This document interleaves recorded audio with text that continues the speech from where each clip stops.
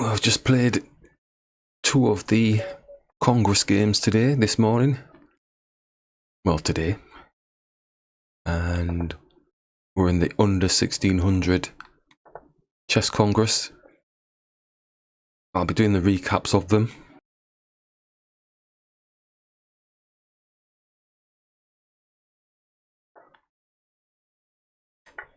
So it's been a very interesting event.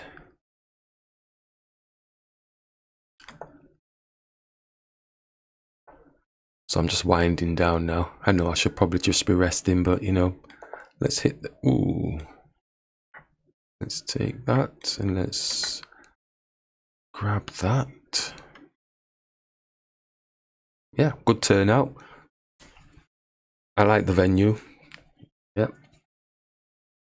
So we're practicing being in the minus section because our rating is 1372 at the minute. And we are not negating playing in the open. As I've mentioned before, I'm not fearful of playing in the open tournaments in any way, shape. They've given a good experience.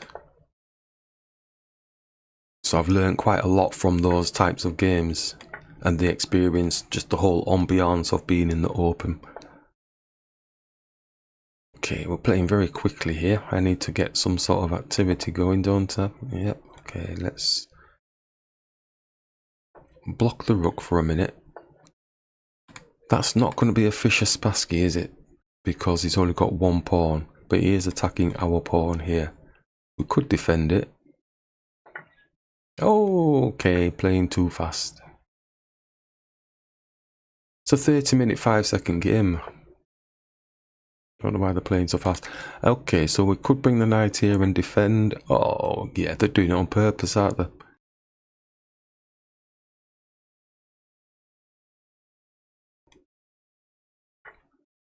Looks like a new account though. It's 1500 with a question mark on, so it's only provisional. So they don't know the ropes really yet. They're probably just having a flick around to see if chess is going to be their thing.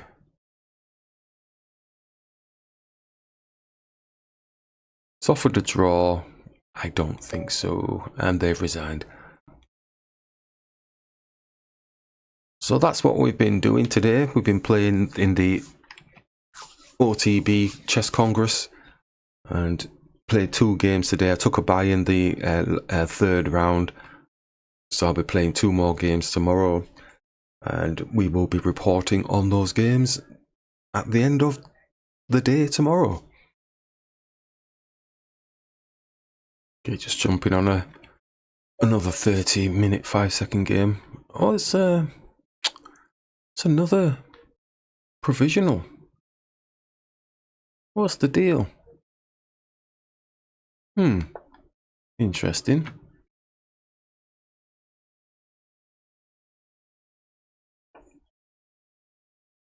Let's bring the knight up.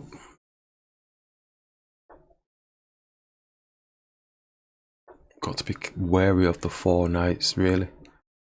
Especially if you go in second. Don't know. It looks like they're going to come for the fried thing.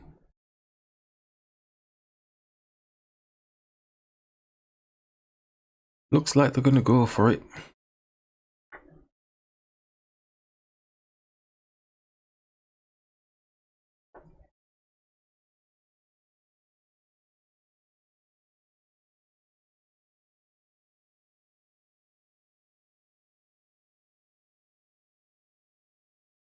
It's like I'm the meter and greeter.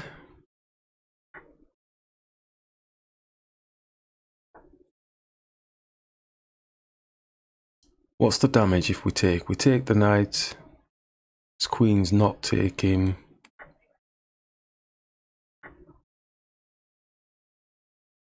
But he is on this pawn.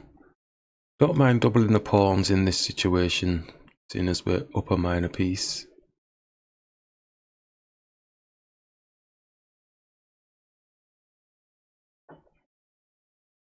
Queen is in. Has it landed on anything? Bishop can attack.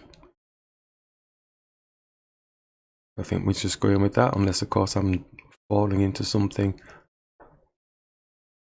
that I've totally missed. So we can take the bishop, he's got the pawn. Nothing on the king at the minute.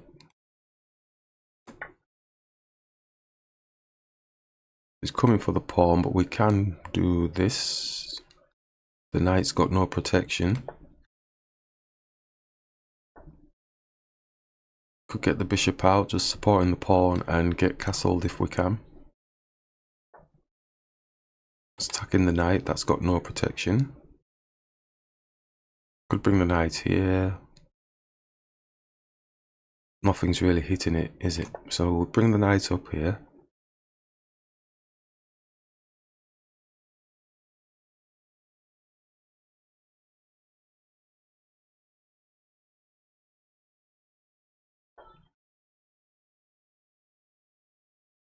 This would be a nice one, wouldn't it? Because we can get the queen as well. A fork.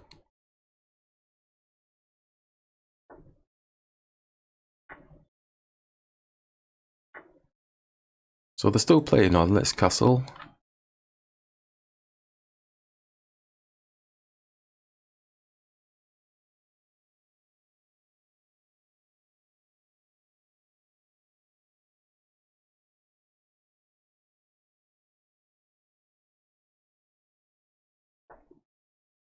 Okay, bishop's x-raying through to the kings, also supporting the pawn.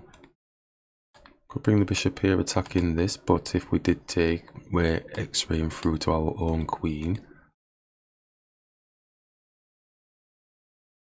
I think we're just going to move the rook, see if we can push the pawn up.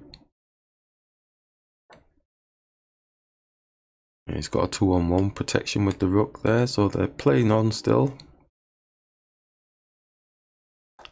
So we could double the rooks, just keep it simple. But I'm going to go onto a white square because he's got a dark square bishop. So he's brought that there, so he's looking to... But we've got like 3 pieces on there, so we've got another one as well.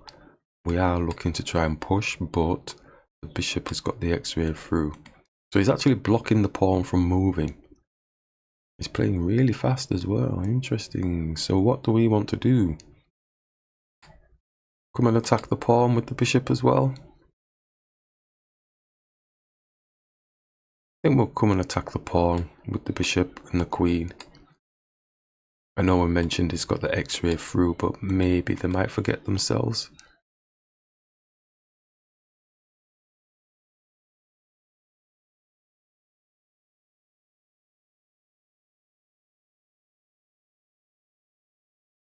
Yeah, it looks like I'm the meter and greeter for this. Oh, they've just gone straight there, left it there.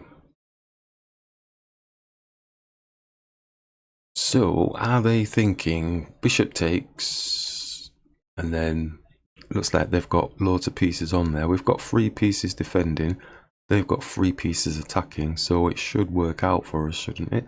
Unless, of course, because one of our pieces is the queen, do we lose out somewhere?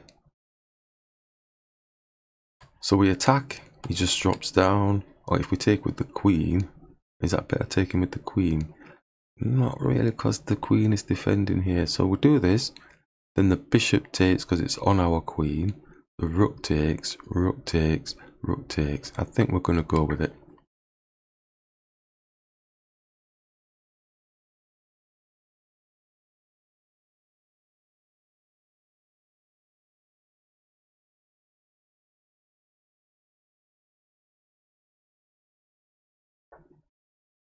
So he's come back with the x-ray thing that we talked about. So in essence, one of 2 things can happen here. We can move the queen to defend, but the rook is there. Do we have a check on his king?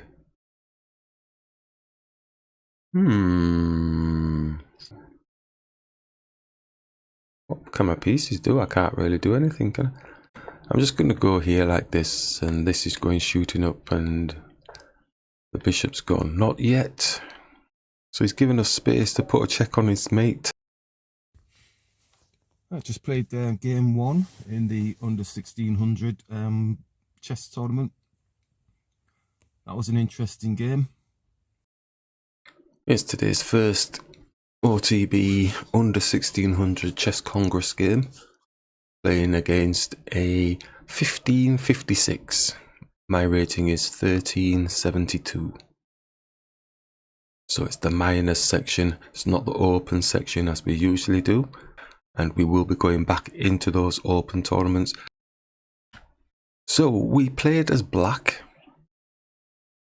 The opponent opened with what I thought was a strange move. I thought it doesn't look aggressive, but what I've said about playing in the minors is you get a range of playing styles and systems in the minors section. You don't know who you're really facing. You know, are they flying through the ranks? And you know, they're probably an 1800, but they've got to start from somewhere. Are they an experienced player who is an expert at being in the minors section? Are they a quirky player, you know? Or are they abnormally freakishly strong with totally out of the box weird type stuff that you've never seen before? Different to quirky. These are the exceptional where they're just very special.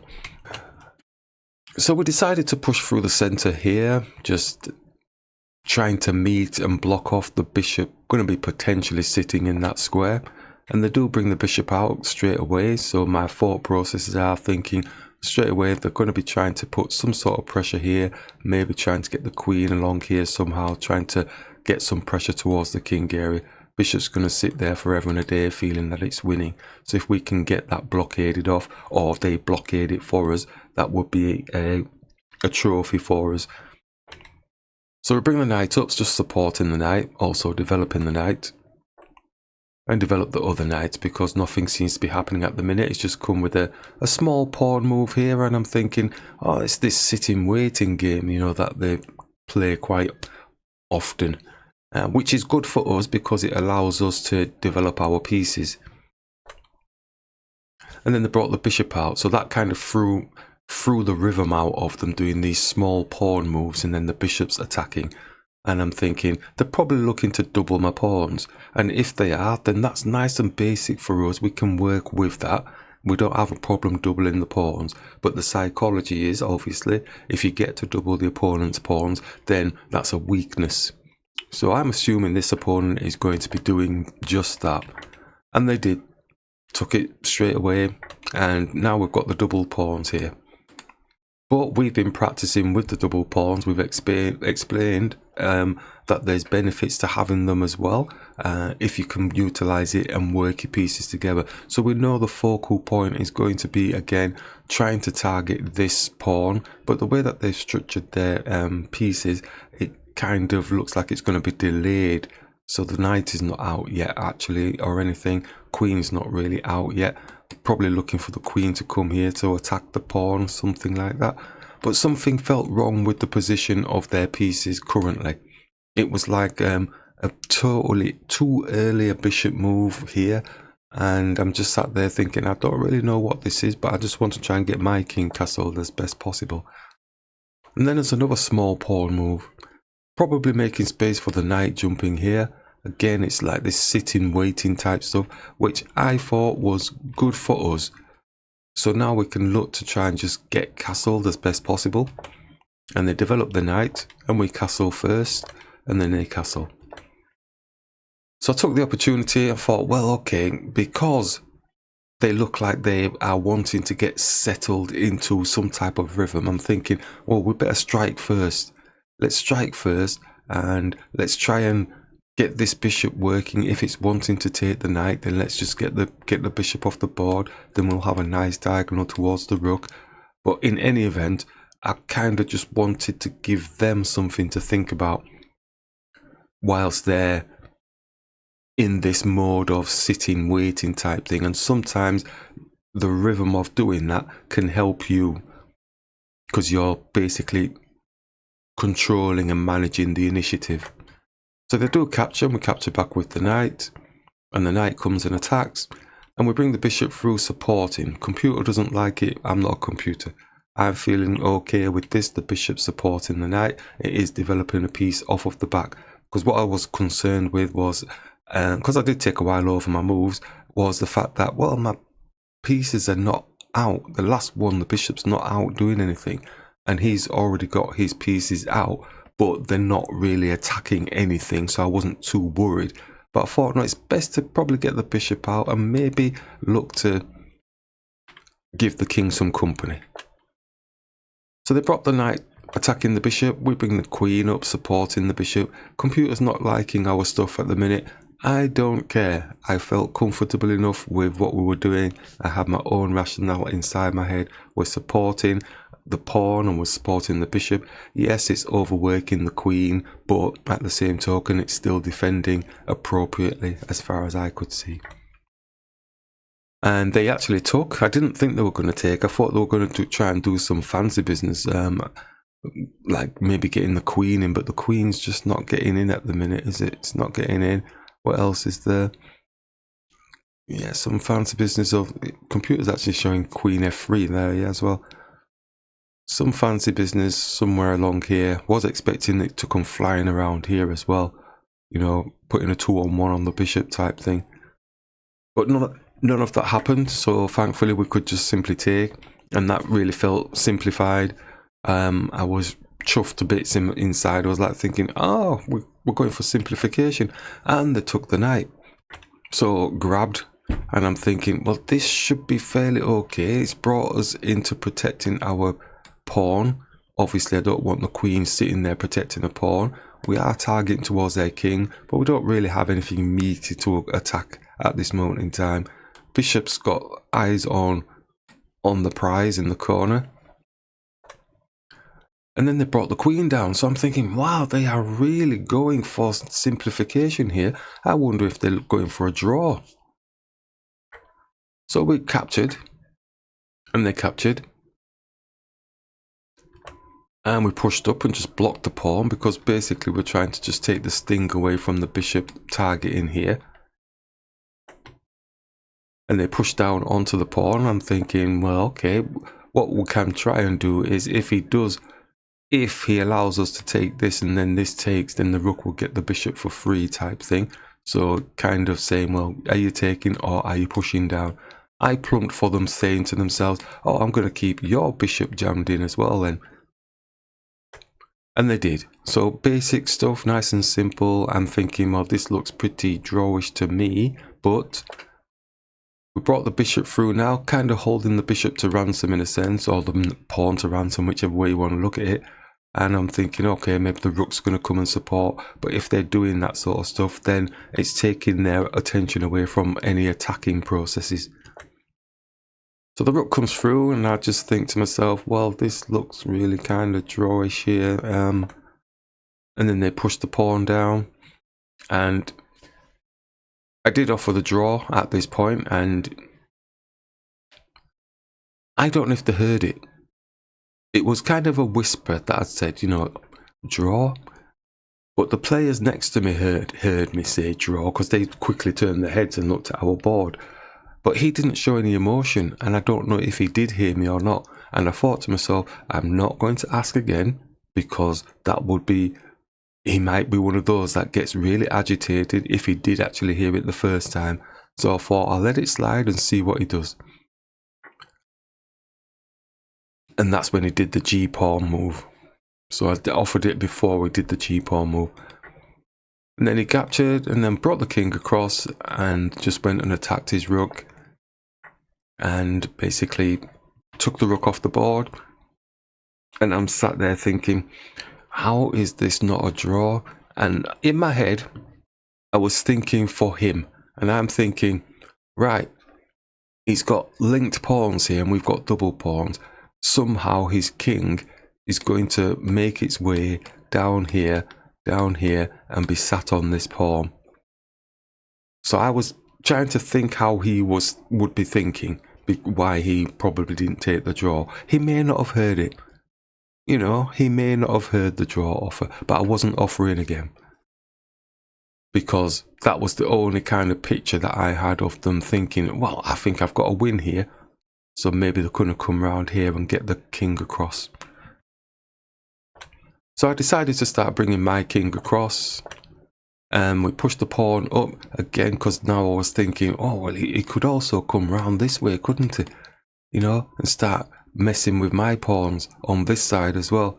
So I have to be very careful, looking at what he thinks can be a winning type of position and trying to block it off as best possible. So they move the king down. Now the king is supporting the pawn, and I'm thinking, right, so he's done that so the bishop can start maneuvering. Now the bishop's the only one that can really target this pawn. It could come back here and target it here. And there's also any attempts at going for an exchange. So all of these little things I was thinking about before we even got to this position. What is the damage that the opponent can do?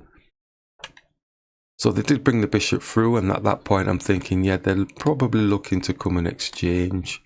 I don't know if they can support the pawns coming down and doing any major attacks.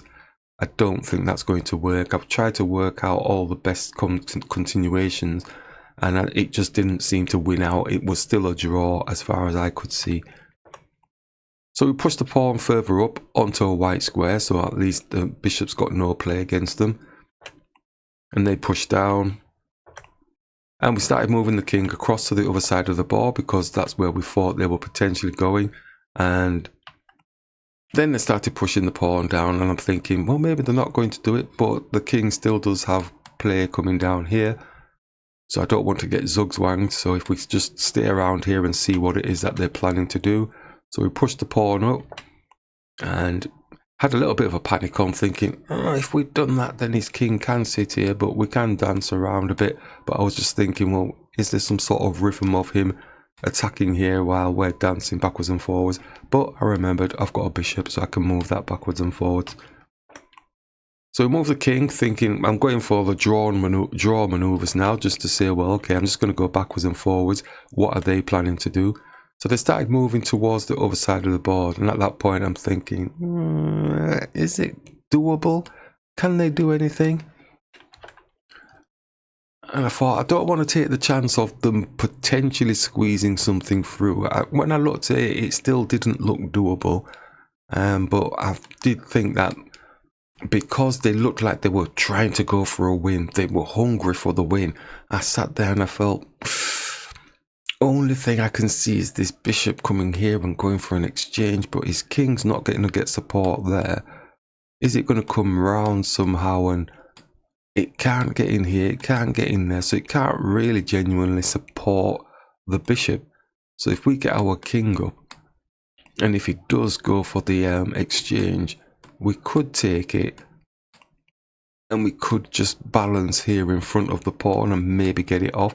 He probably will push this to support, or the king can come in and support, either blocking our pawn here. What I didn't want to happen was the zugzwang. Hate zugzwangs, where you just can't go. So he brought his bishop in, and we moved the king up. So it still felt drawish to me. Wasn't sure if the opponent had heard my draw offer. Like I said, I stayed quiet and I hoped that he overpressed. Yeah, overpressing was a key thing for me here, because it was a draw. In my head, it was a draw.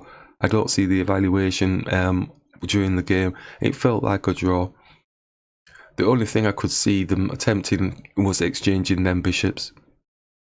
But I'd calculated that all the attempts and the exchanges seemed to be a little bit beneficial to us in terms of either maintaining a draw, or if they overpressed or did the wrong pawn move, we would potentially be in more benefit. I waited with bated breath. The king moves over. So we're moving backwards and forwards now, so waiting for the bishop to actually overpress. I was happy just going backwards and forwards with the king, knowing that it's a draw as far as I'm concerned. And then they went for it. Now the computer's showing that it's not anything major, it's still a draw at this point in time. When I did my calculations, it was a beneficial draw in terms of, well, I'd already said a draw, but I don't know if he heard, but hey, so I'm comfortable with the draw. He would have to make some sort of blunderous maneuver for it to be a zugzwang for us. So we captured, and they captured. As the computer's showing, it's showing a draw still. We'll move the king up. And then they dropped the pawn down. Obviously I don't see the gauge bar. during the game, but that didn't feel right. I thought he was going to move his king down, but I don't even know if this is right. I don't even know. I thought he was going to move his king there to support the pawn, and that's when I says, well, it's probably still getting zugzwang, and then this pawn was going to come and support it at some point. So I just wanted to have a look and see how that one looks, because that's what I thought they were going to do. And that's still bad. That's still bad. So that's good, because we got this track coming up here, and even if he comes and supports, we still got the track going up. So those were the benefits that I was kind of seeing with him bringing his king here, blocking our passed pawn in a sense. Then I was looking at all these continuations of them attacking here, that type of stuff. But if we got our king here, we'd be able to support the pawn, etc. But they didn't do that. They actually pushed the pawn down. So when you look at it over the board, I'm sat there thinking that just doesn't feel right, because we've got all this stuff here, and because we've got pawns that can support, especially the attacks coming down, it surely must be a zugzwang situation against them now, which is basically what the computer's saying there. But when you're in the games, obviously, if I was white and I did that move, you know, it's very hard sometimes to see the continuations correctly. So I think we got lucky positionally in this situation. It could have quite easily have gone the other way, where I ended up zugzwanged. So the king's moved back. Now we're just moving the king up, and now because we've got the passed pawn, it's going to have to contend with the passed pawn, because passed pawns want to be pushed appropriately. I did have a panic on thinking, oh, but he's just going to be able to snap it off. But then sat back, chilled, looked at the rhythm of the thing. We can get this pawn here, we can get this pawn here. If his king wants to come dancing around trying to get these pawns, we must surely be able to do something.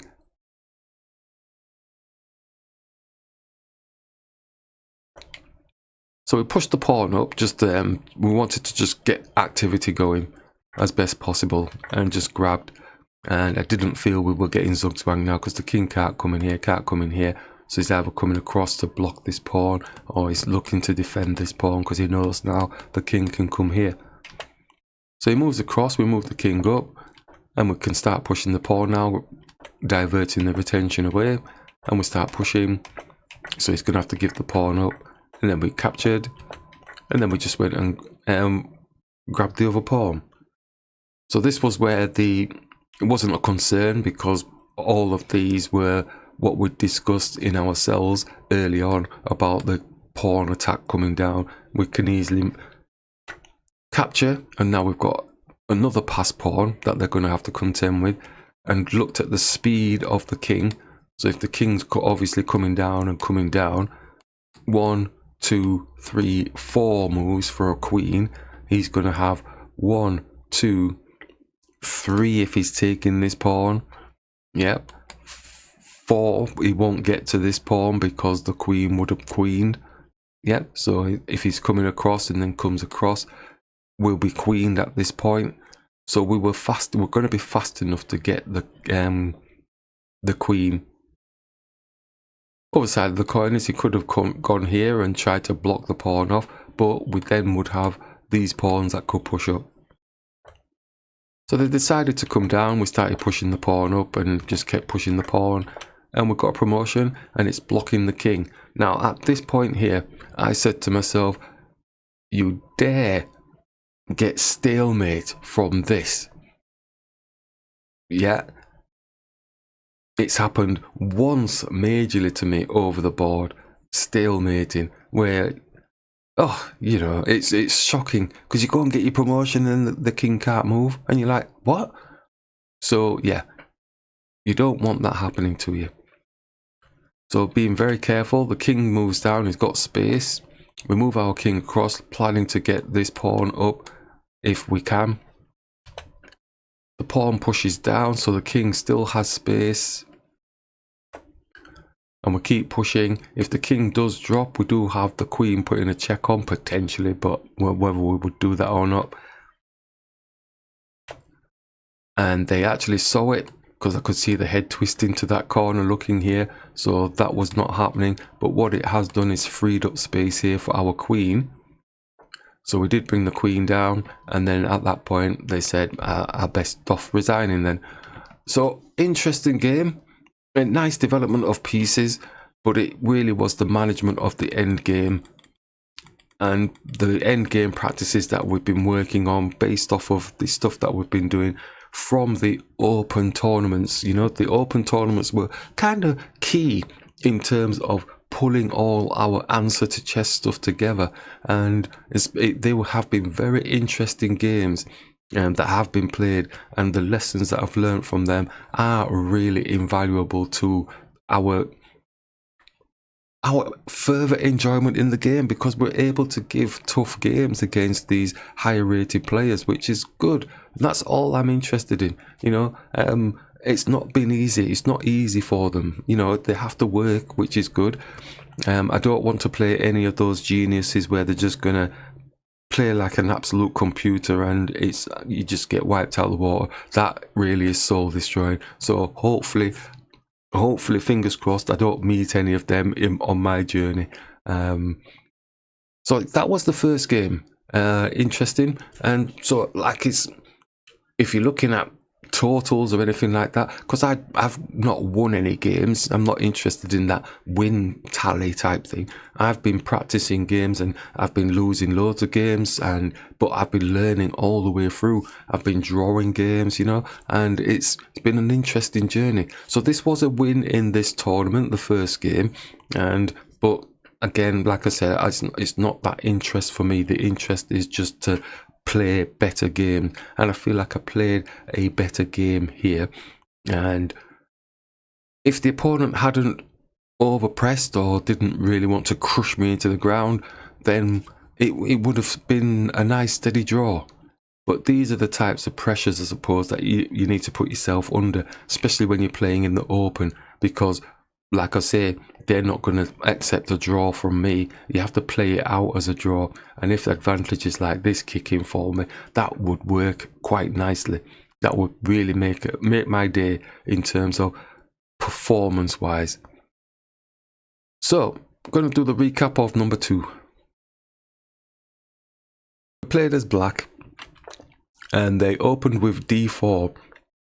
And when they opened, I actually wrote down on the paper e4. So I thought they'd actually done e4. So in my head, I was in e4 mode and e4 response type thing.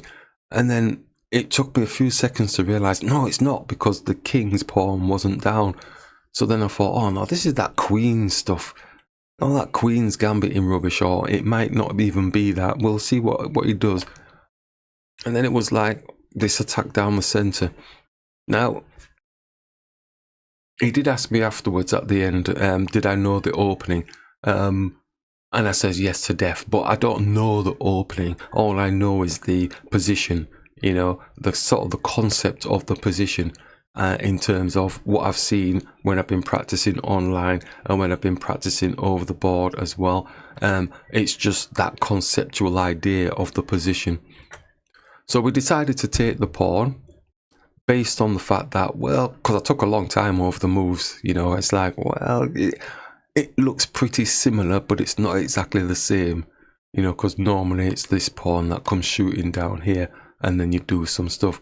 So it was kind of a reversal, which felt a little bit better for us, because it just did. This one, when it comes here, this side, it's more tricky because it's harder to get in, whereas this one in the center, it's opened up the center for you. So I'm not too sure that move was the right move for them to make. So the knight comes through and attacks. So then what we're doing is we're just trying to dislodge this pawn. We've already got our pawn. We don't really want to be greedy. What we're just trying to do is get dislodge the queen somehow. So we're +1 at the minute. So he pushes the pawn down, and then we're pushing the pawn again onto the pawn. So we've practiced that, we've done that, and you may have seen that in recent videos and videos that we've done in the past.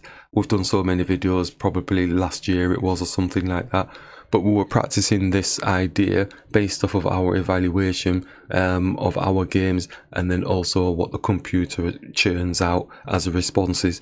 So all we were doing was basically regurgitating what the computer had said to us about, oh, you could do this and you could do that. So nothing great, but it's better than that Queen's Gambit thing, you know. It gives us a better type of position. Not the best, but, you know, it's confusing for the opponent because now they're scrabbling to try and get that pawn back.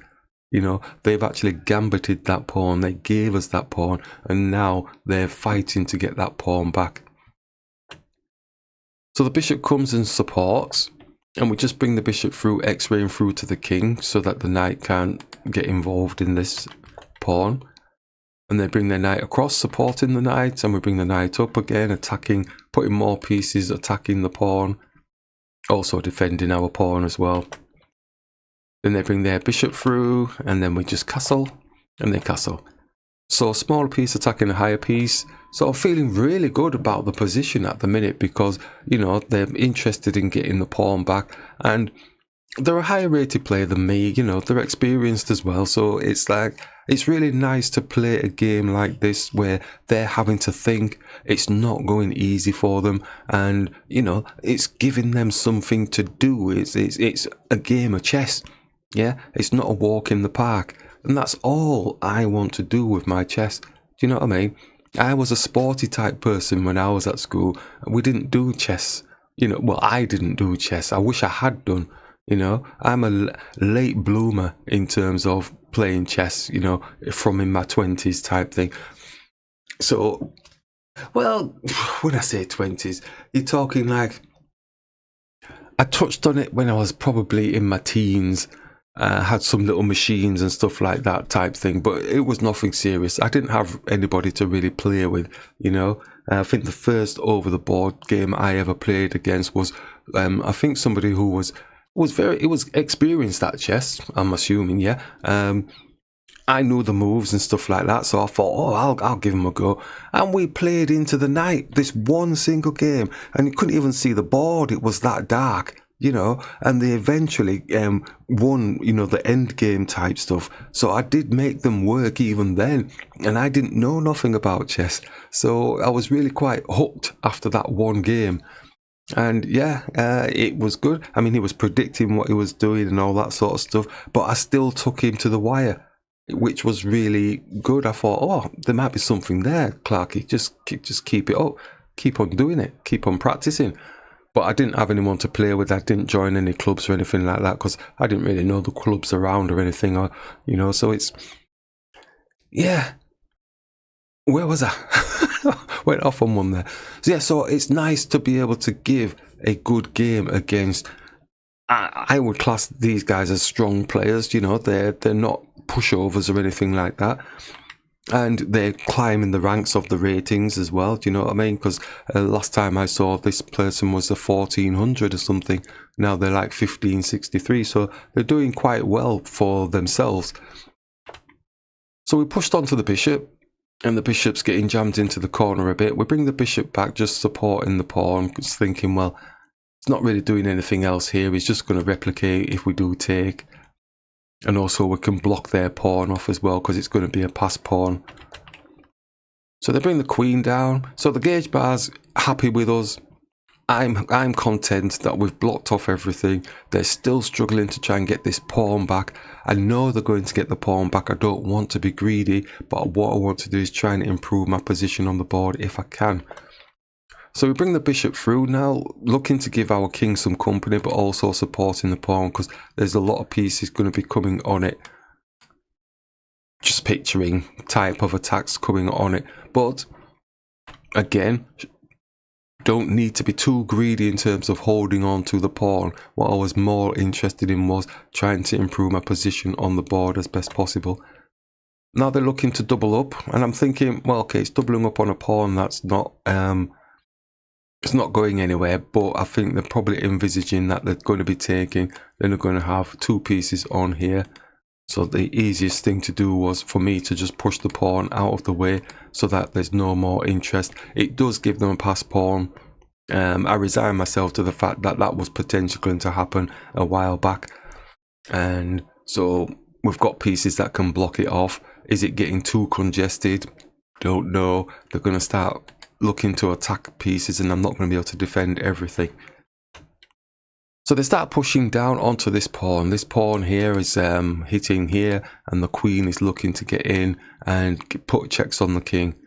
So I took a while over the move and decided bringing the knight here allows the queen to support as well. But I don't want my pieces supporting pawns, you know, my minor pieces and my major pieces supporting pawns. But them's the apples. They've got to wear what you give them.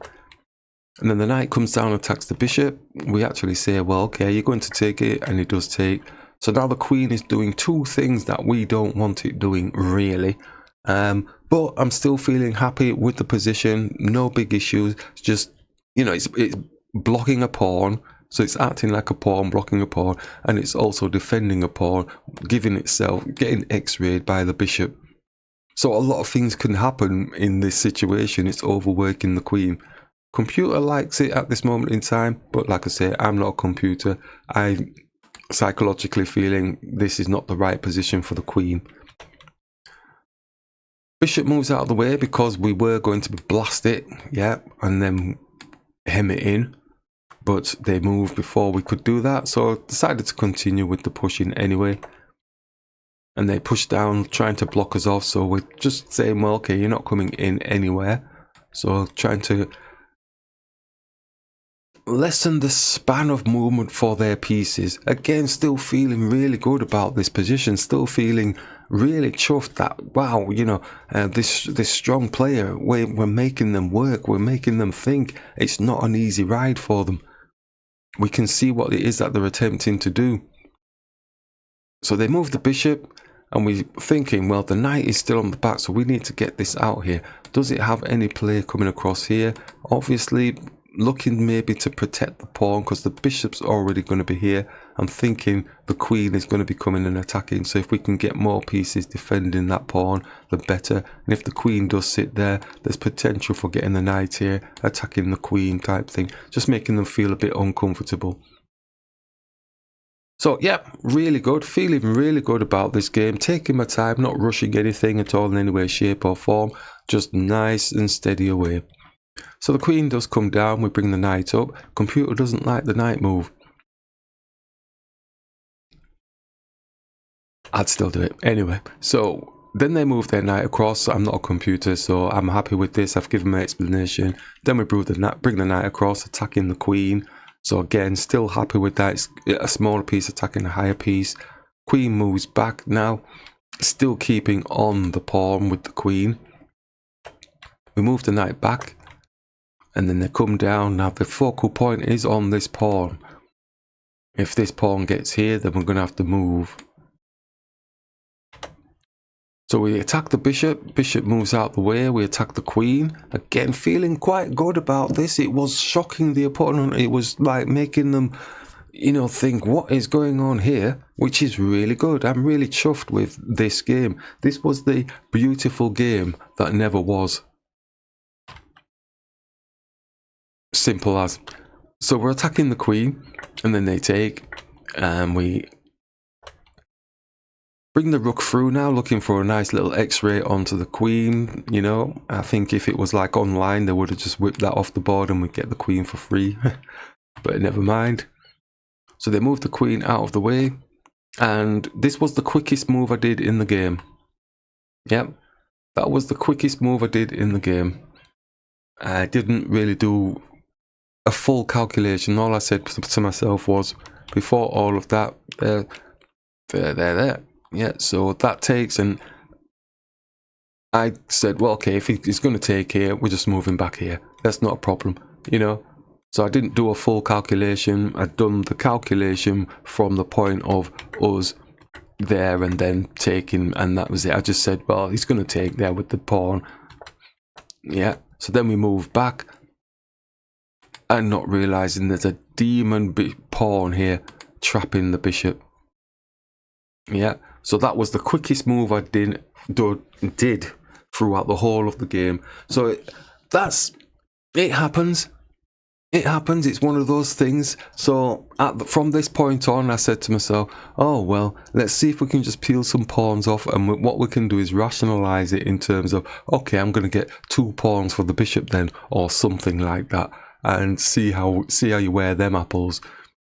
So yeah, from that point on, obviously I said to myself, okay, if he makes a big massive mistake, then we might be able to do something about it. Yeah, there's always stalemate attempts as well. So let's see if we can take him down to stalemate and see if we can get it. I knew it wasn't happening, but you got to chance your arm, haven't you? So we took the pawn and then captured. So then basically he's capturing, so he's reducing down now, which makes sense. We put a check on the king, and we're just looking to take some pawns off, trying to say to ourselves, oh, well, I've got these extra pawns because of, you know, the bishop. Yeah. And then they start pushing the pawn down, and we're trying to work some sort of secret magic. Bring the queen here, it's attacking the knight and it's attacking the rook. If he loses himself and does something with the queen, then we get something for free. Definitely we're looking for the rook really, but obviously they took the time and then captured. So I'm thinking at this point, is there anything really? Can we get rid of these pawns at some point and just get a stalemate? It can happen, you never know, but we started pushing, capturing, and then we pushed up, just getting rid of the pawns and seeing if there was any element of a stalemate whatsoever, and there wasn't any. He didn't fall for it, so I gave him the game so that he could just show it out. So that's how that game ended, from one fast, speedy move that caused me the game, basically. Yeah. Didn't do a thorough calculation at all, just basically said, oh, well, if he does take, then I can come back here. Yeah, so after all that, so the movements have been made. I already said, well, I'm just moving the bishop back. Didn't really say, you know, didn't do a proper calculation. At least I know where it went wrong, do you know what I mean? So coming back here would have given me a little bit of a lifeblood. And it's showing even Stevens at the minute, so there's no panic. It's just, I just didn't see that. Just didn't see that. Smallest of details, but calculation does help when you're having that conversation with yourself and not do the forward calculation like what happened here. In the case of, oh, well, at some point, if he does take, then I'm just going to sit the bishop here. So I've got that in my head all the while throughout the game. No panics, no worries. Yeah. And again, that would be because of the position of the queen before all of that. Yeah. So the queen is on a dark square. It's not on a white square. Yeah, so when I've done my earlier calculations, the queen's not on the white square, but now it is on a white square. Because we put it on the white square, because we forced it there. So the picture's totally changed now. The queen is on a white square, which can support the pawn. Got to be careful of those types of things, because we do forward calculation, and we sometimes don't recalculate. And that cost me in this particular game. I would have enjoyed to have carried on playing it as well, because it felt so good. You know, one of those games that was just so beautiful. It just felt beautiful, but it felt brilliant. But it's the brilliant game that never was. Damn it. So that's game 2 of this weekend's tournament. Okay, so just finished round 4. So round 1 we got an advantage. Round 2 we lost that game through moving a little bit too fast with the bishop. So my fault entirely. Beautiful game though. It's the brilliant game that never was, you know, so I'll still keep saying that to this day. Fantastic game. Took a bye in round 3 and just played round 4. And that was an interesting game again. They did a similar type opening. We were playing as white this time, but they did a similar type opening like in the first game, with this inching of the pawn to let the bishop come and do the fianchetto type thing. I think that needs to be knocked on the head. It really does kind of lose tempo in developing your pieces, you know, in that sense. But anyway, we went through with our trusted E4. I was thinking of going with D4 or whatever, but I went with E4 and just played my normal usual game. Okay, this is round 4 of the Open Chess Tournament under 1600 section, the minors section. I took a bite in round 3, so I've played 2 games previously and gained an advantage in the first one, took a disadvantage in the second due to moving too quickly on one move, sticks in my brain, and took a bite in round 3. So this is round 4, and we are playing against a 15-17, and we are 13-72. So again, lower rated player. So playing as white this time, so we played 2 blacks yesterday, so I was thinking, well, maybe I'm going to be playing 2 whites today.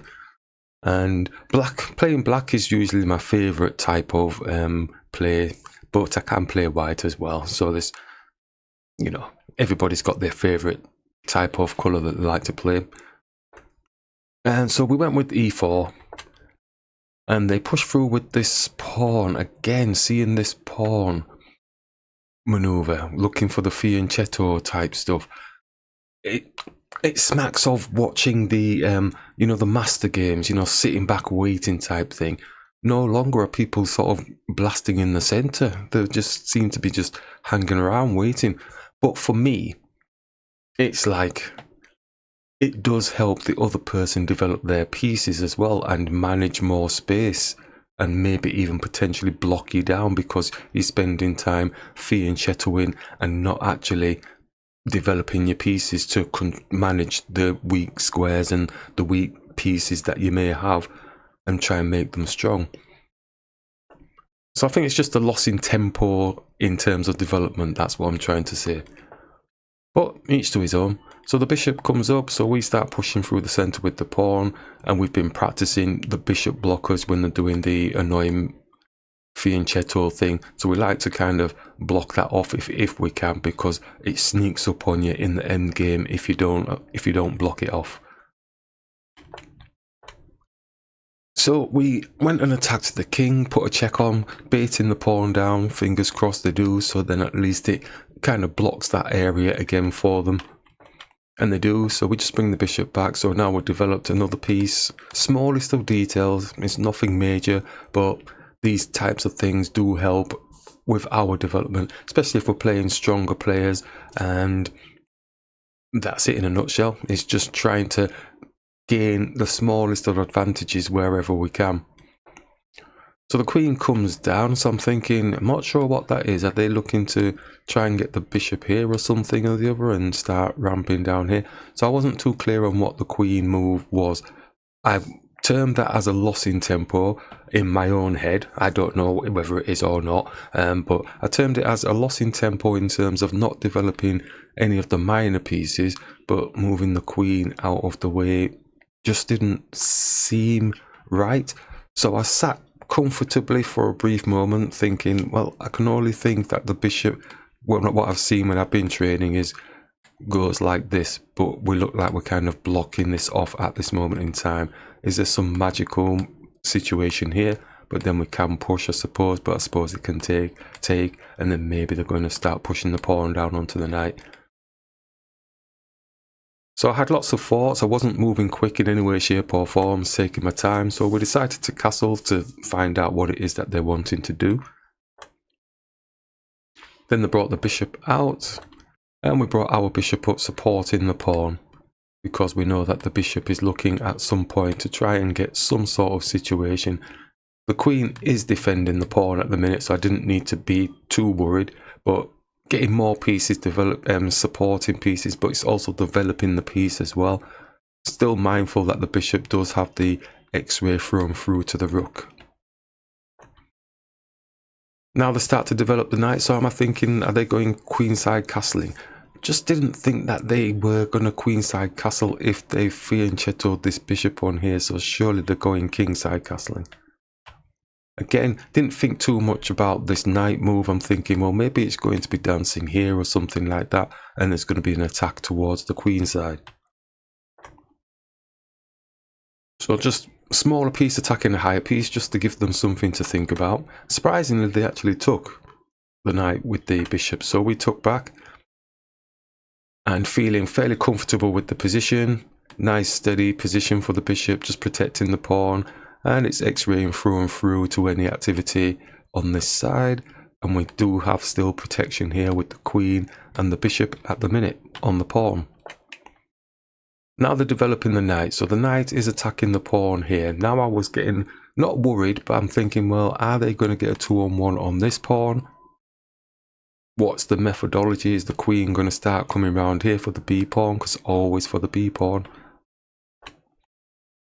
So I thought, right, if we can make some space and get the knight here, then at least we're getting the knight active, supporting the pawn with the knight.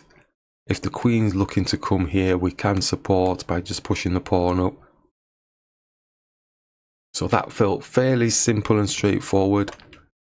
And then they went a little bit aggressive with this pawn push here. And I did think to myself, if we take, we are basically giving them what they want. The knight's coming here, looking to pressure the bishop, maybe looking to attack the pawn here. So I think probably best would be taking, and if they did take, then we could just sink the pawn in here and then look to hit their queen with some rook activity. So we pushed the pawn up. We did expect them, they took a long time over this move, but we did think they were going to take, but then they've gone and castled, so keeping the tension was okay for me at this moment in time. It allowed us to get our knight out. Now this bishop is really biting on the severe rock face of the toughest mountain in the world, because it's not getting through. And that was the idea, to try and block off the bishop's power. So I felt quite good about the position currently, even though our bishop is like biting on its own piece of granite. It felt like at some stage maybe we could potentially start using this bishop later on in the game. We don't need to be opening anything up, but very happy that the fianchettoed bishop is out of commission. It does have play if it can come here at some point if we do lose our bishop, but that's longer term. So I'm thinking for now, as an opening type starter, it's not too bad in terms of blocking off the movement of their pieces. So then we've got the pawn move, little pawn move pushed down. And I thought, well, okay, I'm going to play a bit of lazy man's chess here. Because nothing else is happening at the minute. We seem to be protecting the pieces that potentially could get attacked. So let's get this pawn pushed up. If we can get it to here, maybe we could get a touch on the queen. Obviously, if the knight's starting to move, because it doesn't look like it's too happy there. So if the knight did move somewhere, then we would be able to get a check on the queen. Very mindful the queen can still come and attack this pawn at this moment in time, but that is easily defended. Could either bring the rook here, could bring the queen up, so nothing too worried. So lazy man's chess it was for me for this brief moment. And then the rook came across, and I did sit there thinking, I'm not too sure what that is. I mean, it's opposite the queen, and you should move your queen, because everything, if anything kicks off, then really you know you're going to be stuck. But I'm just looking at this pawn here. This pawn is a massive blocker to the rook getting any activity on the queen. So we carried on with doing the lazy man's chess. Trying to manage the square. If the pawn drops down, we can take. And then they decided to actually capture. I was going to take back with the knight, but I did think, well, they've got a free pawn here, you know, because we are attacking their knight, but their knight is defended. So I plumped against that. So we took with the pawn like we fought originally, just taking it nice and steady. So now we've got potential for potentially owning the file with the rooks, hitting the queen, that type of situation. Still got that lovely touch here, but their knight is there at the minute. I kept eyeing it up because it had the X-ray on the rook, but it's like, oh, that damn knight, why is that damn knight there? So they bring their knight down, and I'm thinking, oh god, it's blocking stuff and it's actually attacking this pawn twice. We are defending it twice, but I just, from it being sat there, I was really annoyed with it, and I says, if we can get rid of that, maybe we can kind of improve the position, and we might even be able to go for a drawn position, you know, whereby we're just going backwards and forwards. Because I'm playing high rated players, I don't mind doing any of that type of stuff, just going out and trying to go for the draws. We've been practicing those types of psychologies, and so I decided to take it off the board. The computer doesn't like it. Yep, it's saying we've lost like a 1.8 type advantage type thing. I'm not a computer, you know, so what's it saying? G4. So it's basically pushing this up, maybe to try and disturb the knight or something or the other. But no, I'm not a computer, so we took it off the board because it was a nuisance to me. It was spoiling my party. I'm still thinking at some point maybe we could utilize this with our knights at some point, maybe getting it here and here, but the queen is currently managing this square. So they take with the queen, and we bring our queen up now, looking to always for the B pawn. Yep, but I'm thinking there's no real chance that I'm actually going to take the pawn, because obviously the rook is just going to come here, then he'll get this pawn. So the rook comes and defends the pawn, and we now look to go for a discovered check on the queen to see if we can improve our position on the board.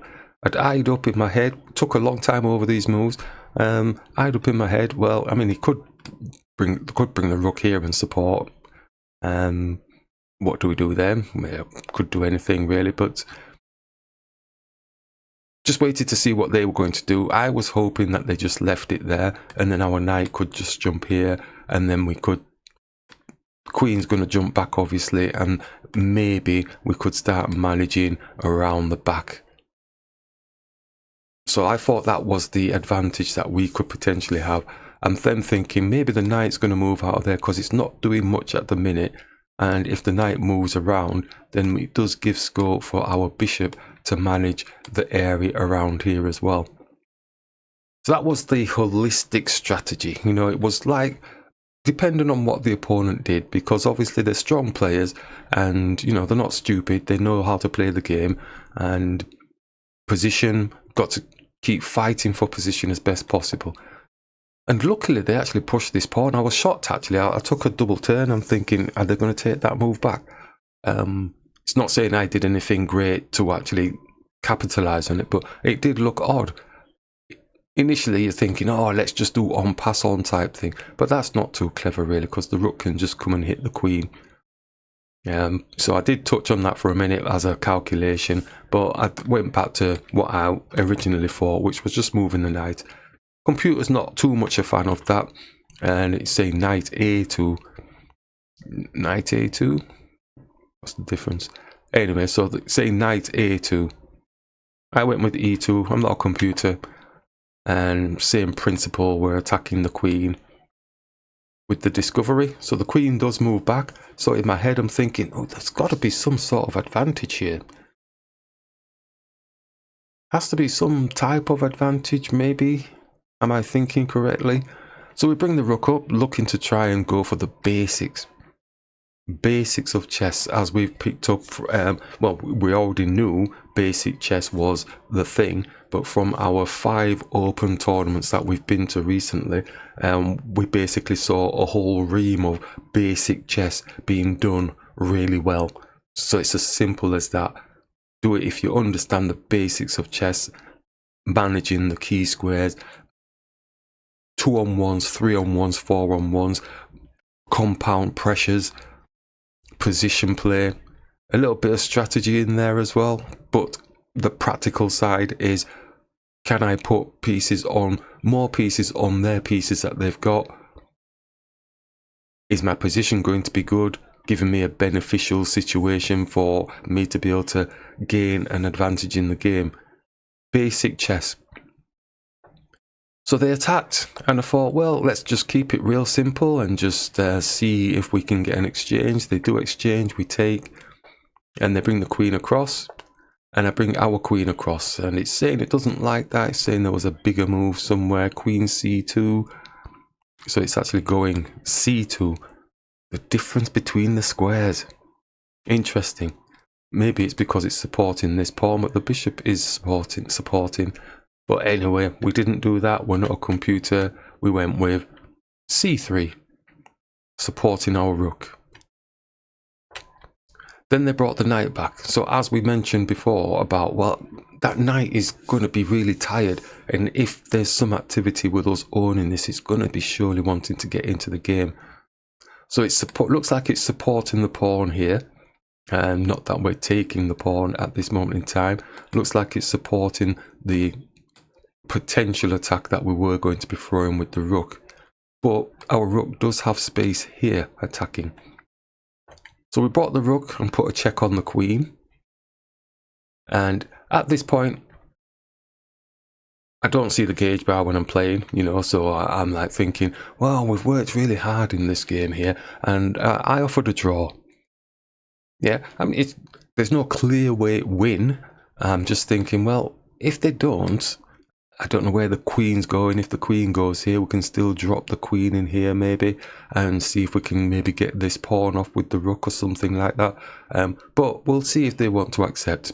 And they sat for a while, and they did hear me. Yep, so they sat for a while, and ahhing, and then they made the move. Okay, so they made the move.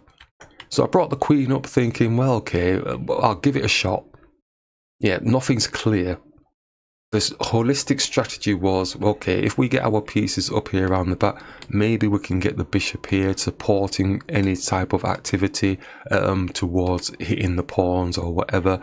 We'll have to see how it pans out. Depends on what the opponent's moves they make. I didn't know what they're going to do. It still felt drawish. So if we have to play on, then these are the moves I'm choosing as part of the strategy. So they actually captured, so the rook owning the file was a key thing, and because I was thinking, oh, push the pawn, take with the pawn, and maybe is it going to survive? But I'm thinking, well, the knight's here, it's going to jam everything up, and then obviously the rook's going to come and support. I don't think there's enough there. I mean, by the time the bishop got here, I think the pawn would have been taken. Is it saying anything better? Let's see. It is actually saying the pawn taking. I sat there for ages, umming and ahhing about it. I was like, well, but I just took with the rook because owning the file was key for me. It kept it more sane and simple. I was wanting, you know, basically to get the bishop out, get it here if anything, or even here, you know, to do something. But taking with the pawn, I don't really like it still. Let's do it. So we take, it's +4. And it's pushing the pawn down. I don't know if she would have done that. I think she would have just blocked the pawn with the knight. I don't think they would have gone fancy like that. So I think blocking with the knights, would that have caused them problems? So the knight blocker. Yeah, I think that's definitely what they would, something like that. And these are the types of things I was calculating, and I just thought to myself, I can't go through that heartache, man. It doesn't feel like I'm winning. My bishop's still stuck on the back. What am I supposed to do? Supposed to hit this then, maybe? It's oh, it actually says rook b7. So it's hitting the knight. So the knight, maybe the rook comes in defense, but he can't stay for long because the bishop will attack. But his pawns will hit. But I think we will get them off the board, won't we? Now I'm looking at it. So if he did do that, then the bishop could do this, but it's not actually saying that. It's saying knight c3. That's all a bit too arty for me. Bishop here, attacking the rook. f5 comes down. We blast it. And it's hitting us with h5. Oish. Yeah. Yeah. No. None of that. So That's why we didn't do it. It didn't look as clear as what it's supposed to, and that's not finding a clear way of dealing with that. So we went with simple, nice and steady, capturing with the rook. Still got sights of this pawn here. So the rook comes across, which we expected. We thought, well, the rook's going to come across, which gives us time to move the bishop now. Maybe looking to actually come here and attack the knight. If the rook does come down, then we can basically bring the bishop here. And then it's attacking the pawn twice. Compound pressure. So the rook actually does go into place. Obviously, I'm not going speedy with the moves. I'm taking my time because you never know. The position might look different when you're actually doing it. So we bring the bishop through. And they actually go for the exchange. So at this point, I'm thinking, well, this is a situation where, yeah, we could just do it, but if he takes, then he's guarding the pawn and he's on a dark square, so I'm not going to get his knight off the board for ages, if ever. So I decided to just take that pawn off the board with the bishop. So now we've got a passed pawn that they've got to contend with, and they capture, and then they've got two passed pawns now that they've got to contend with. Their king is far over the other side of the board, so I'm feeling quite good about the position because their bishop is totally out of the game. You know, it's going to have to do a few moves to get into the game. I'm not sure it's going to be fast enough to actually stop any of these pawns. The king is the other side of the board. Maybe our knight can get in and start supporting.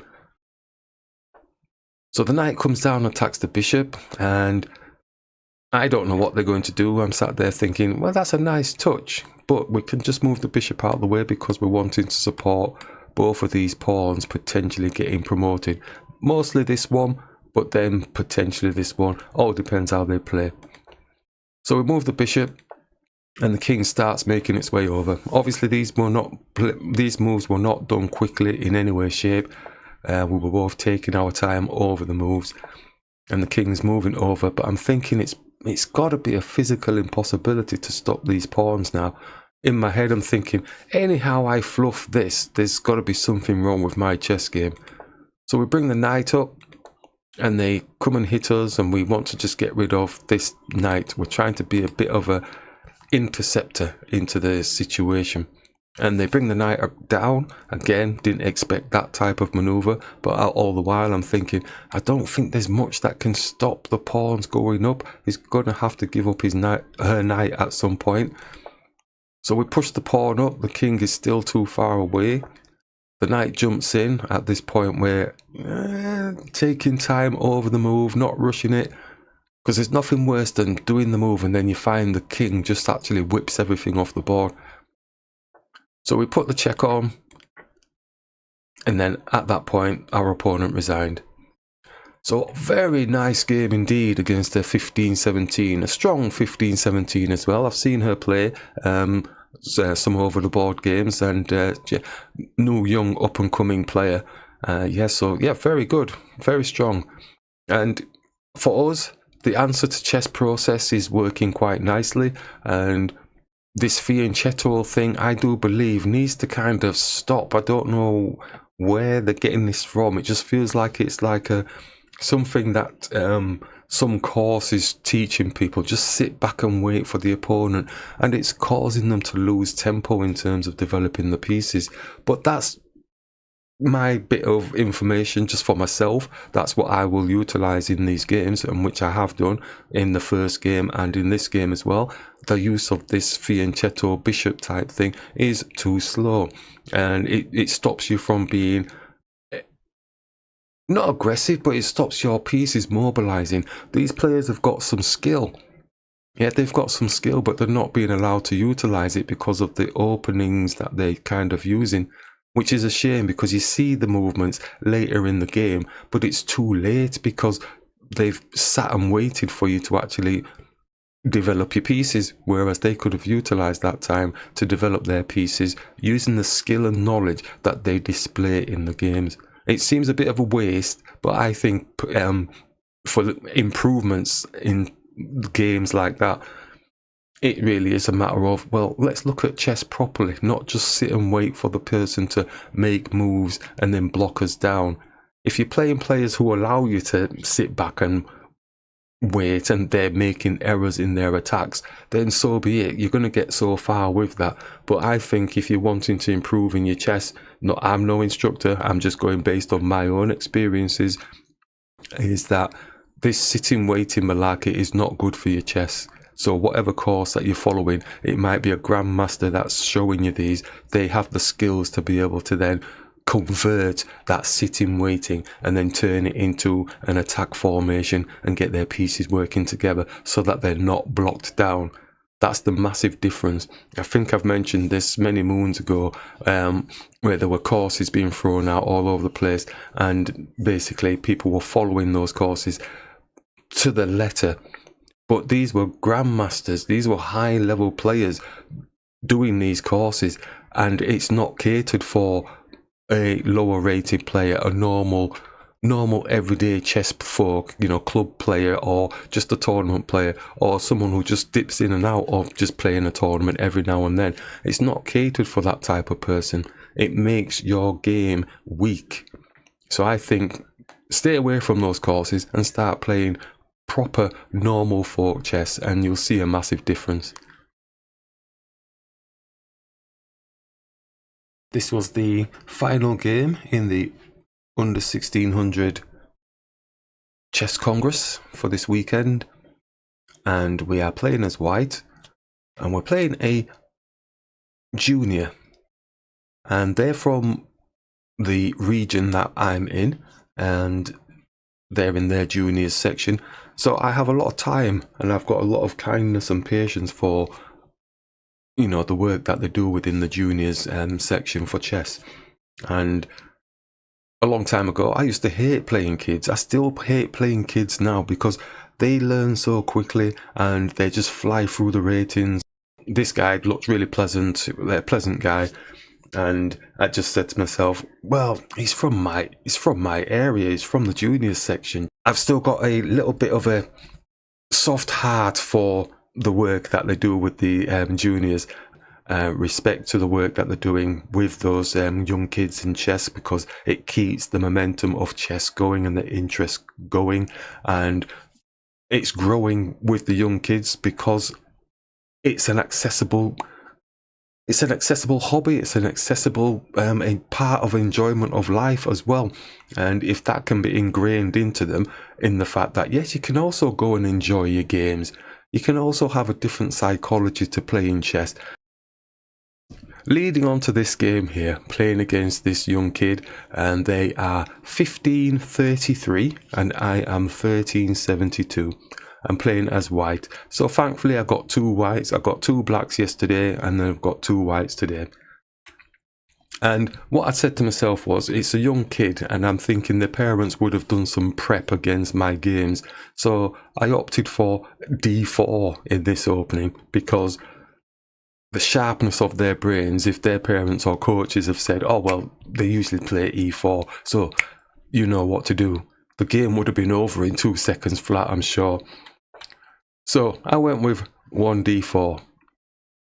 I like to play all different types of openings when I'm not, you know, even when I'm doing my streaming, I'll show a lot of e4s, but in the background, in my own work, I'm working on all sorts of types of ways of opening. So don't be fooled about, oh, it's just an e4 man. There's all sorts of quirky, strange openings that I've been practicing just in case I'm facing such as these young kids or some sort of really computerized type player. So they brought the knight out and we brought our knight out. And could see the look of confusion on his face, especially from doing the d4 move. It did have that look of, I didn't expect you to do that type thing, which I thought was really good. And just did these nice steady moves here. I wasn't going for the queen's gambit or anything like that. I was just being steady away, don't want to overexert. Brought the bishop through, supporting the knight, making space for castling, simple chess. But as you can see, have a look again at what's happening with this pawn push here type thing, making space for the bishop, sitting waiting, small pawn moves here. Again, it kind of slows the development of your pieces, sitting waiting. This really needs to kind of stop. I don't know who's shown them this, but it really doesn't help them develop their pieces. So they bring the bishop through, they're fianchettoed, and they're now bringing the bishop through, attacking the knight. And then we bring the knight up, and then they're castled. We bring our knight across. When we brought the knight across, he got up from his chair and he ran off. I thought that was a bit strange, but in my head I'm thinking, maybe he's thinking, this is not the e4 I've been practicing against, or maybe he just needed to go to the toilet, I don't know, but he just went shooting off after I did this move, and it was ages, and I was just thinking, oh, maybe I'm surprised him because I haven't done e4, and he's not expecting this sort of play, so he doesn't really know what to do with it. So he captured the pawn when he came back after a long period, and we captured. So it's pretty even, Steven, straightforward. I wasn't looking at doing any blowing out of the water or anything because these kids are so sharp. He was moving very quickly as well in these early moves. Just before he went running off, he was moving dead quickly. I was taking my time. It looked like it was getting a little bit under his skin, you know, moving slow, which I thought, that's good. Let's keep that. Because if he keeps making quick moves, then we'll be okay. Yeah, so he did this fairly quickly again, just captured, and then we just blocked the pawn. Because you could see the things he was trying to attempt to do, you know, getting the pawn down here, making space for the bishop, trying to get it across here somehow. And when things were starting to get blocked off, he looked like, oh man. And obviously, the knight is going to want to move because obviously it's got the discover check on the knight. So he brings his knight through. I'm still aware of the fact that he's looking for the discover check on the knight, and we've got space enough to move the knight here, so I'm double checking all of that, because what he was trying to do was trying to block our knight in. So if we hadn't moved this pawn, just go up with, yeah, so if we hadn't moved this pawn and say we did this move here, he was potentially looking at doing this to try and jam the knight in. Yep. So if I'm pushed like this, I'm not saying it's working, but he could do something like this, and then this pawn would be hitting our knight, and we have nowhere to go. And I could feel that energy in him that he was trying to do that, and that's why we pushed the pawn up just to block. And then we mentally were aware of this knight queen attack on the knight. So we pushed the pawn up just to basically say, well, we don't want the knight jumping in here just yet. Let's just try and block it off. Had the, not panic on, but the bishop stuck on the back. It's doing a nice job stopping this bishop. The bishop's hitting its own pawn now. Again, the type of thing that I'm talking about with this type of opening that we're seeing recently with this fianchetto stuff is that you just end up, if you're playing somebody who is aware of that type of stuff, you just end up blocking your pieces in and they don't have anywhere to go. So the knight moves, and he did move this dead quick, and I'm sat there thinking, oh, I'll take a long time over the move to make it look like I don't really know what he's doing. And I just moved the knight out of the way. So he's currently got knights here, and he's got the bishop, which is jammed in at the minute. So again, a little bit quick, move this pawn down. He's just trying to explode up the center somehow. So we put a check on the king. That kind of slowed him down for a second and made him realize that, oh, he's still in the game. Move the king out of the way. And now we're looking to develop our knight up and maybe going for an exchange, maybe, or just getting the bishop out as well, baiting the pawn down. So they attack our queen, and we bring the queen back, still protecting the pawn here because it's looking to take. And they do actually take, and we take back with the queen. They bring the queen down. Again, I'm like, oh, I'm not too sure. Is he looking to double the rooks or something? So we bring the bishop through, looking to attack the knight, maybe doubling the pawns. Moves the knight out of the way, saying not having any of that. I was really planning on the bishop coming here and x-raying through to the rook, but obviously they saw that, and that's why they brought the knight there. So these little things, you know, when they're seeing these things, you know they've got skills, yeah? But sometimes I think it's a little bit slow to the party because of the slow way in which they're opening up. Not saying that I'm doing anything great here, probably some errors and mistakes in this as well. So we go and hit the queen with the smaller piece, which is the rook, just to try and win some tempo. We are thinking, well, maybe if we can put some pressure here, but you can easily support, but it gives them something to think about. We bring the queen up and attack the knight. We're hitting it twice, so compound pressure. And then the knight comes and attacks the queen, smaller piece attacking higher piece. And we look to see if there's a queen exchange at all in any way, shape. But then, no, the dance, again, we see a lot of that dancing with the queen type situation. Again, does it improve your position on the board? Not too sure. Sometimes it might be a bit too arty for the position that you're currently in. Not that they've got too much to worry about. There's nothing great. I'm feeling a bit better about it, but it's not clear. There's nothing clear at all. So I decide to jump the knight up, which looked like it surprised them a little bit. So it's attacking the queen. And then it comes down. We attack their knight first, looking for the exchange with the knights, trying to get some disturbance around here if we can. We were hoping they weren't going to take, actually, but they did take, which then brought our queen over to the other side of the board. And at this point, I'm thinking, oh no, they can do this. And they've got a fork on the pawn, on the bishop. And then the knight's gone. So I was a bit worried. For a long period of time, I just sat there thinking, what have I just done? This is not right. This is not right. This leads on to this move coming up soon. So the bishop comes down and attacks. So it's at this point I'm thinking, oh dear. He's got the fork going here. He's going to get the bishop, and then my knight's going to fall. But what can I do with this knight? He's got a 2-on-1 on the knight. Maybe I panicked too much. Maybe I could have done this. I thought maybe just trying to do this. But then does he just hit us with this? The bishop can take, the pawn could take, but then the knight can drop here, and then he's got a fork on the pawn. I suppose the queen could come here to try and defend.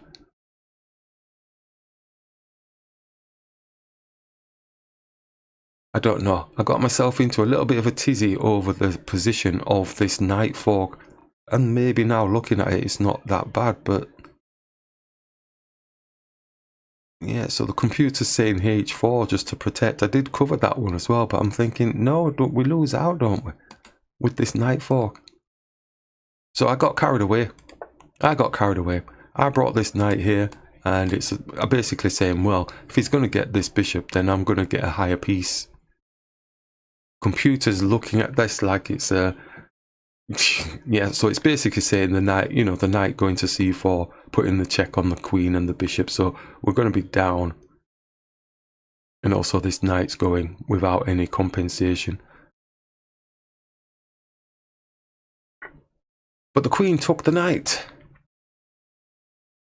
So that was a little bit of a relief, because our plan was, well, we go with the knight here. If the queen does take, then we get the bishop and we're on the rook. So we're giving them things to think about. So that was the process, our strategy. But along the way, they had a better situation. So that's how we got this position. But in hindsight, realistically, they had a better advantage with this knight thing. I was beating myself up saying, well, I shouldn't have allowed this knight to stay there. I was always thinking, could we not take this knight off the board earlier at some point with the bishop? But I never did for some reason. So, okay, one there, boom. So from here, could we not take? I was thinking of taking, but what I didn't want to do was open up his rook, and then his rook's on the pawn, but we could just push up. I think we should have just taken. I think in this position, I was sat there for ages. I think we should have just taken. Yeah, look how simple that feels now. So he takes with one of them. So he takes because he wants the rook to be on here. What did the computer say to do? Knight B D2.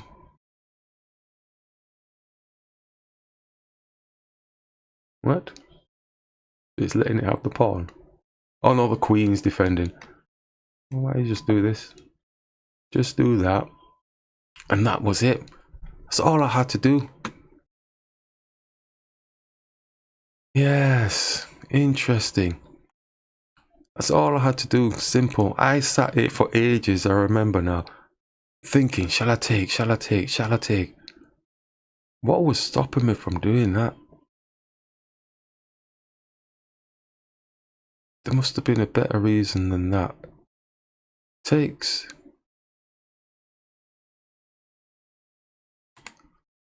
I'm thinking maybe the rooks are going to be attacking the queen. Does the queen have anywhere to go?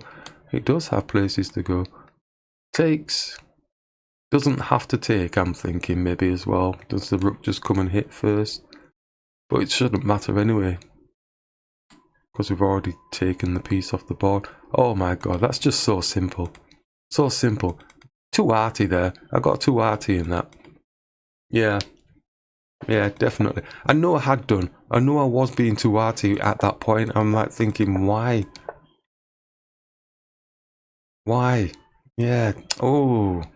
Yeah, boom. Just take it off the board. But no, looking for the queen exchange.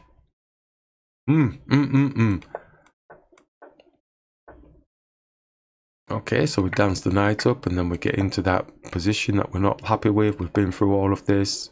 Big massive drop there. And we wouldn't have been in that situation if we had just simply taken this knight off the board. Wouldn't be in a bone of contention at all. And we bring the bishop back now. We don't want it getting trapped, because they were looking to trap the bishop by pushing the pawn down. And then the queen would be taking.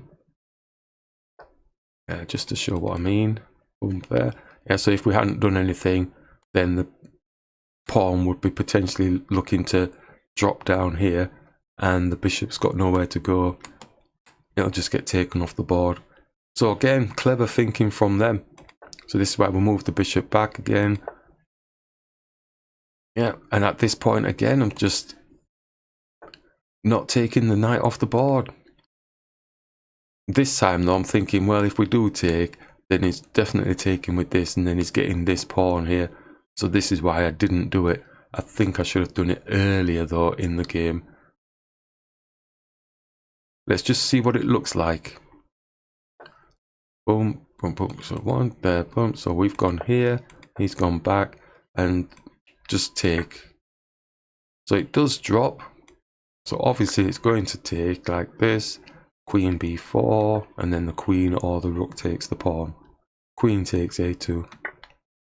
So down a pawn there. So that's not a good look. It's not a good look. Queen e7. Yeah. So definitely that's why we didn't take it then, but we could have taken it earlier. Oh, right. So we continued on. We brought the rooks up, looking to see if we can double the rooks on the file. And then look to get the rook off the board, see if we can get some of these pawns off, if anything. And he pushed the pawn down quick time, and then we decided to take the knight off the board, and then just captured and captured. And at this point, basically, I offered the draw to the opponent. Hello to the junior lead. Take care. Good luck with the rest of your adventures.